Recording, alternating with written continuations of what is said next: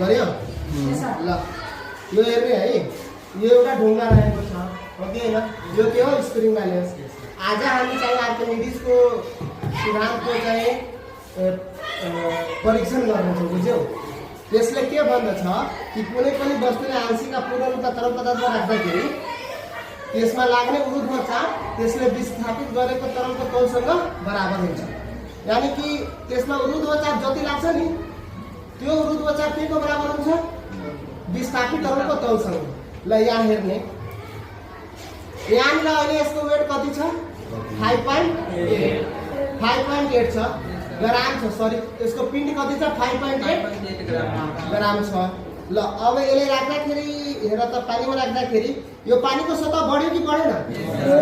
पानीमा राख्नु भन्दा पहिला के छ 600 ml छ हो कि हैन पानीमा राख्दाखेरि 800 ml आइरहेछ र यहाँ हेर पहिला 5.8 थियो कि थिएन अहिले कति आयो लगभग 380 ग्राम छ कति छ 380 ग्राम पहिला के थियो 580 ग्राम हो कि हैन कमी आयो कि त्यो कमी आएको जति छ नि पिण्ड त्यसलाई तौलमा लाग्ने केमा लाग्ने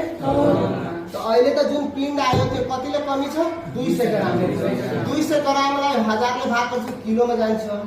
अनि त्यो कति आउँछ 2/10 केजी आउँछ त्यसलाई हामी के गर्छौं त्यसलाई हामी चाहिँ अब किलोग्राममा कन्भर्ट गर्ने र W mg हुन्छ जब हामी mg निकाल्छौं भने g को मान के 10 राख्छौं अनि 2/10 into 10 गर्दाखेरि 2 न्युटन आउँछ कति न्युटन आउँछ यानी कि यसको तौलमा कतिले कमी आयो 2 न्युटन कतिले आयो 2 अब सुन्ने 2 न्युटनले कम आयो भने अब हेर्ने अब हामी विस्थापित तरलको तौल निकाल्छौं अहिले यो पानीको लेभल कति छ 600 ml छ अब यो राख्दाखेरि यहाँ हेर्दा 800 ml आयो कि अब पानी कति त्यसले विस्थापित गर्यो आफ्नो आयतनको बराबर हो कि हैन आयतन पनि यसरी नै निकालिन्छ यो अनियमित वस्तु हो कि हैन